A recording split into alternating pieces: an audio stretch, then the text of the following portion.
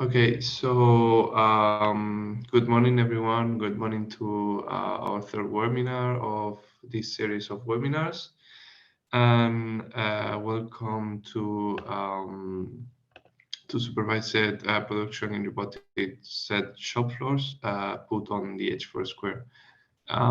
As you may know, I'm Alvaro. I'm project manager at ISTI. And in this webinar, I'm going to introduce you to the DIH² network and our purpose. Then I'm going to take you through a resource we are offering to you as part of the DIH² services. That is free online courses about technological and digital skills designed to be useful for SMEs and individuals working in manufacturing and robotics. Then I'm going to hand over Borja, and that is our guest expert and the creator of our course, Supervised Production and Robotized Shop Floors. He's going to take you through key points to know about the topic, and when he's done, we'll have time for questions and answers. So let's get started. DIH² believes in the power of robotics to transform the agility of manufacturing in SMEs and to drive economic growth across the European Union. Our role is to facilitate the connections that enable agile productions in factories where speed and versatility are essential to satisfy customer demand. Originally funded by Horizon 2020, the European Union Research and Innovation Programme tasked with bringing great ideas from lab to market. We aim to generate innovation that maximize productivity and optimize agility in manufacturing SMEs and mid-caps across the European Union. In addition, our goals include improving the cost effectiveness of advancing robotic solutions and driving growth of robotics market. The DIH² network is managed by a number of different partners from across Europe, each playing a different role. As I said before, I'm from ISDI, a business school for digital era based in Spain. Our role is to provide training courses that are currently open and free to everyone to access in our website. The objectives of the course are, as you can see here. We aim to introduce users into European manufacturing sector to new technologies and ways of work, to teach how to implement those ways of working and ultimately support the updates of innovation in manufacturing SMEs across Europe. You can view our courses via our online platform, dih4square.mooc.ram.eu, and you can browse the entire catalog without registering. But if you would like to take a course, you will need to create an account in order to access all didactic material. It's quick and easy to create an account, very easy. You will see that we have a number of courses specifically focused on technology related to manufacturing and robotics on the main MOOC platform. You can see a better overview of what we have on this list. As you can see, we have several courses and several experts for the platform. In addition, we have a wide range of courses about digital skills aimed to help you bring your knowledge into the modern world. Topics covered include agile methodology, data-driven marketing, and interface design and usability, and much more. We have like 30 of them. All of our courses feature video, text, slides, and graphics in an interactive learner experience, and many courses are also allow you to test your knowledge at the end with a self-assessment test. The length of time it takes to complete a course can vary along with between 1 hour or less up to 10 hours, depending on the topic. Again, you can access the platform on dih4square.mooc.ram DAC-ROM.eu. And if we go to the next slides, Alex, yeah, that's the link to the website as we mentioned before. And today I would like to introduce you to our guest speaker, Borja Gonzalez. He has more than 10 years of experience in leadership roles, working at managerial and executive level, and extensive global experience in channel management across industries. He's known as the deep expert in business strategy, business development, and hands-on execution and channel development. He's with us today to talk about supervised production in robotics shop floors, as I mentioned before. And we are very, very glad to have him here. And thank you very much, Borja. Thank you very much, Alvaro, for the introduction. So then let me share my screen. Thank you.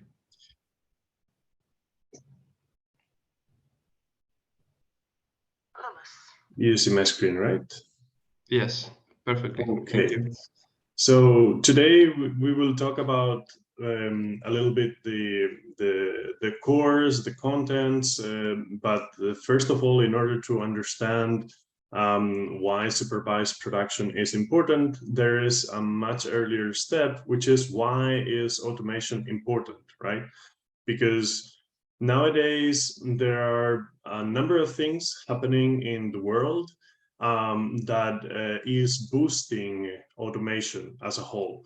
So there are things like hyper customization. No, we all want our products to look different from the ones that other people are buying. We want our name on things. We want the color on the new iPhone that we want.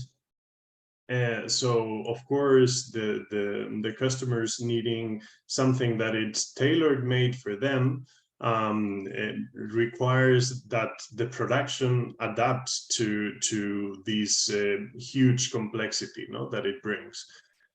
Also, especially during the pandemic, no, that we were all in lockdown, then of course the only way of buying was through e-commerce.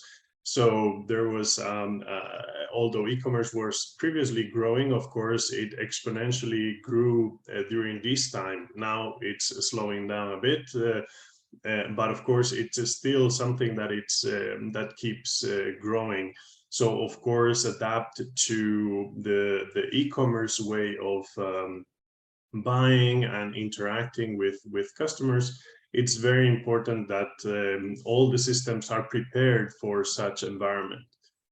Then there's something that it's very important to note, that skilled workers are in shortage. Nowadays, especially if you are in a production environment, it's very hard to find the people that you need. And if you need to scale up your business, if you need to grow and you need more and more people, it gets even harder, especially around, depending on where your company is located, no? But if you are away from a big city or a big hub, you will even struggle even further to find skilled workers.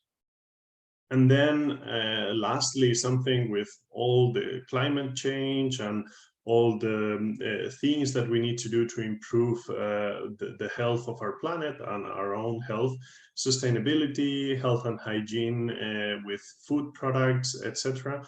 It's very important. It's not only a trend, but of course it's something that it's picking up even more important nowadays with all these things that are happening at the same time. So then all these trends accumulates for increased need in productivity, of course, cost savings. That's something that we all that in production you always want, no? To be more productive and to save more costs. But increasingly, even more important than these is flexibility to adapt to all these customizations, new products that you need to bring to market, etc. And you need to make things simpler. If it's just one click, better than 2 clicks, right? So all the processes need to be simpler from the get-go. Then once we understand why is automation as a whole important, then why supervised production is important. Well, usually we have incomplete process definition for every case possible. So of course, if you are in production, it's going to be very, very difficult to define a tiny process for every possible case. So you need to be supervising, so you make sure that everything is okay. And as soon as something that deviates from that process is acknowledged, then you can act and correct it, right? If you are not supervising and you rely on, oh yeah, I've defined this process, it should work well, then you might be in trouble. Also, let's face it, you define a process, but then there's lack of compliance. So you need to keep supervising to make sure that all these is followed accordingly. Then even if you don't want, even if you have all the compliance in the world, quality and maintenance problems will arise. At the end of the day, we work with people and machines, and neither of those are perfect. So we will always need to face these issues. And when you are in a production environment, replanning will affect your output. So even if you have a production schedule, if something happens and you need to replan, your output most likely will be affected. So then you need to work to solve it and try to mitigate that output, the lack of output desired. Then, of course, we can only improve what we can measure, what we measure. So to solve any type of problem, we need to recognize what it is. We need to measure it. We need to establish an action plan to solve it. And then, of course, we even need to make this action plan on a frequently basis. So we are ensuring that these improvements are implemented. And then we need to review the results and restart it all if needed. Also, it's very important that decision-making is data-driven. Of course, and nowadays, with all the systems and all the information that you can get, it's better to have a conscious decision based on data. So that's why supervised production, this is what it makes. No, okay, how can I generate data to take a decision that it's not biased, that have a clear objective, that so I can analyze and understand what's the problem, what's the root cause of our problems, and then even we can find trends and patterns within this data. So ultimately, we can even automate certain decisions, right? So that's why it's very important to have all these systems in place that will allow us to make better decisions. And of course, all the smart objectives, no? So it's very important to design the KPIs in a way that are so specific, measurable, attainable, relevant, time-bound, and explainable and relative. No, these are how to design the KPIs. That, of course, during the course we will go much more in deep, but this is something that we touch on during the course.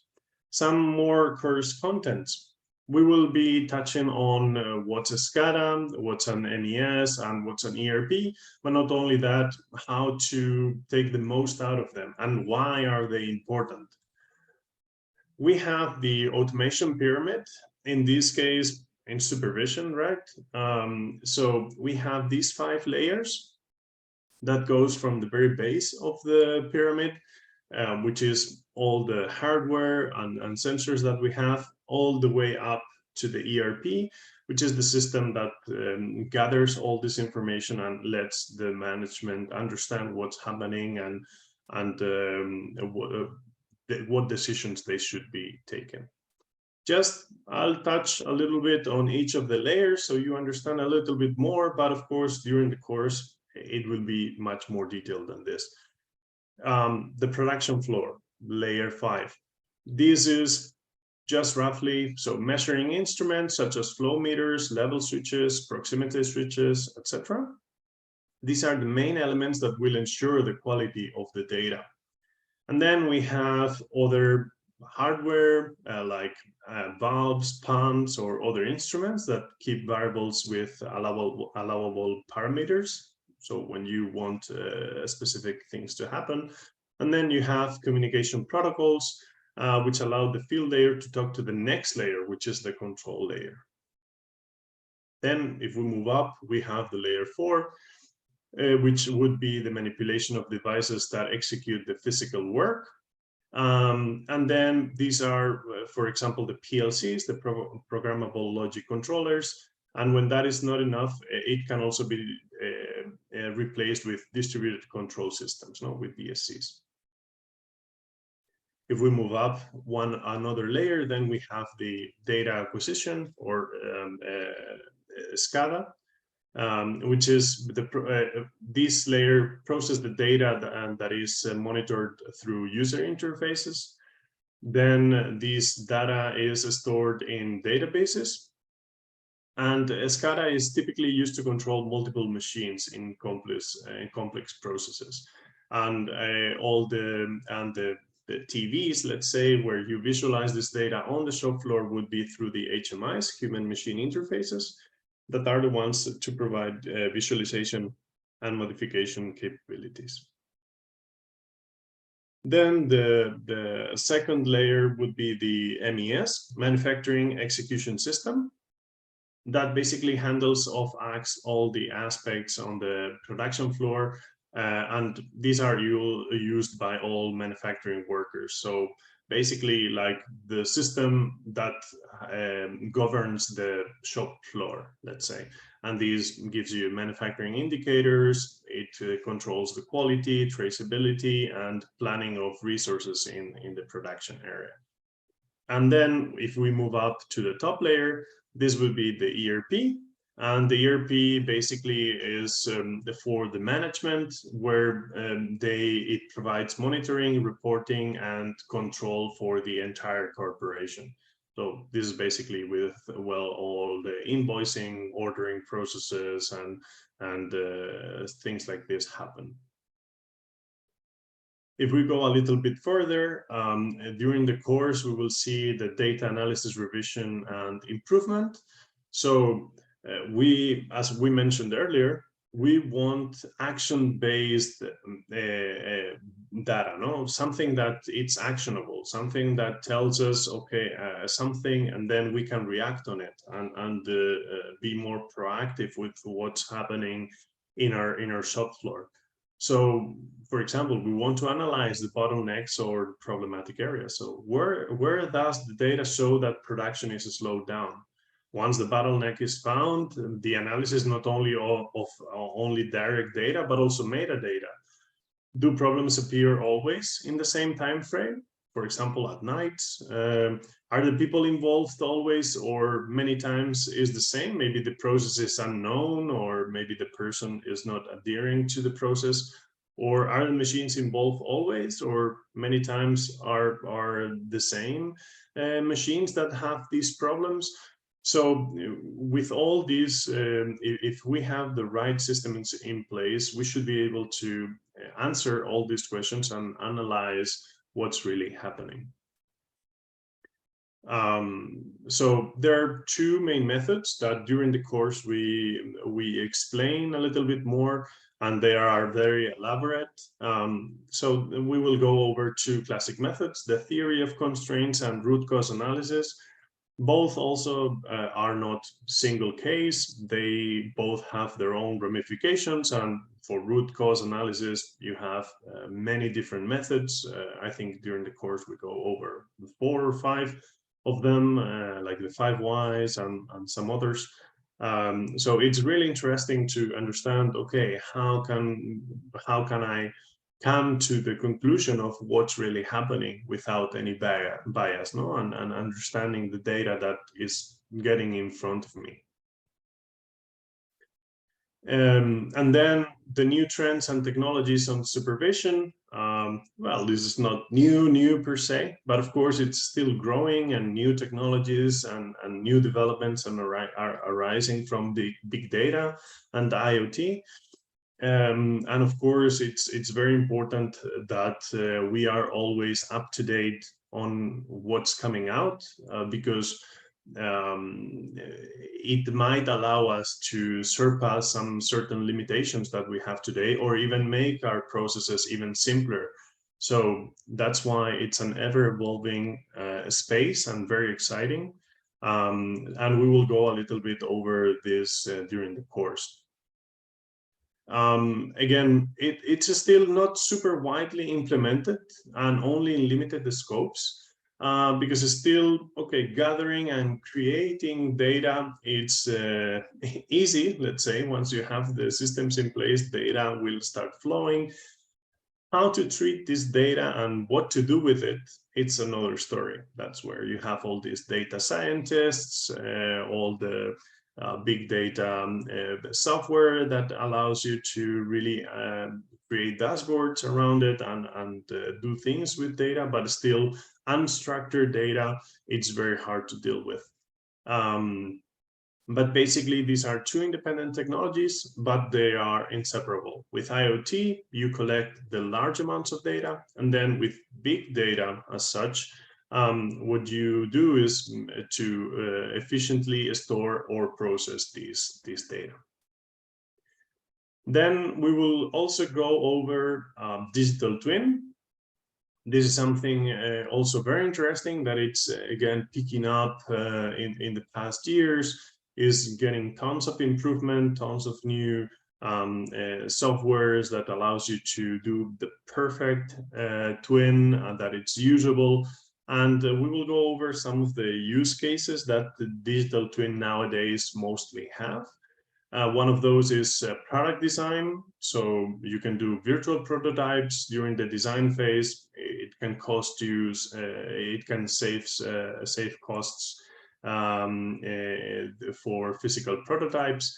Of course, you can optimize the processes, do quality management, supply chain management, or predictive maintenance. So these are some of the use cases that we will go more in deep during the course. And I hope you find this interesting. So this is everything that I had for today. The course has a lot more in-depth analysis of all these. I really think that this is very important for any production, either small or big, to take into consideration, because at the end of the day, if you cannot measure it, then you cannot do anything with it. So in order to keep improving, make your business more profitable, and do better, it's very important to have some of these systems in place. Thank you very much. So thank you very much, Borja. That was a great presentation. Thank you very much for giving it and for coming today to present your course. And as you know, for those that were on the beginning, now we have 5 minutes of questions and answers, where you can openly ask on the chat anything from the course or anything from the project. If you have any doubt or how to access the platform, or maybe you have trouble registering, now is the time to talk with us if you have any questions. Last time we always had some questions about the platform and how to register, but it's a very easy process and very intuitive. So let's see if you have any question today.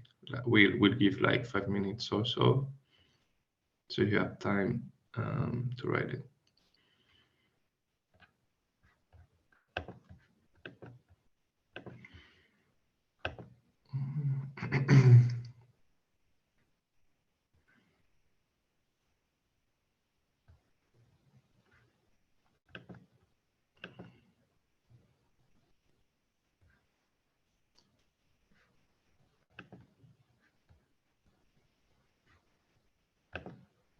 So I don't think that we have any questions. Maybe Alex, can you see, or maybe we can you see anything on the chat or?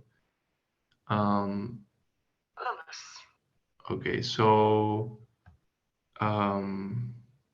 so that is very good because that means that Borja was very clear. So thank you very much, Borja.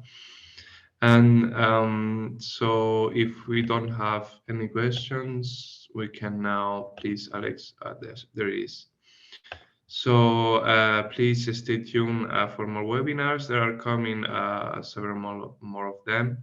You can follow us on Twitter and to stay up to date. And in the meantime, the platform can be accessed on dih².mooc.ram.eu, as you can see on that slide. And thank you very much for attending today and coming to know more about the project and from us and our courses. So thank you very much again, Borja, for coming and giving your presentation, and thank you everyone on the chat for attending today. Thank you for having me, Alba. Great, thank you. Thank you. Thank you also to all the partners of the consortium that are here today, always supporting us. And yeah, that will be it. Thank you for today's session. Bye bye.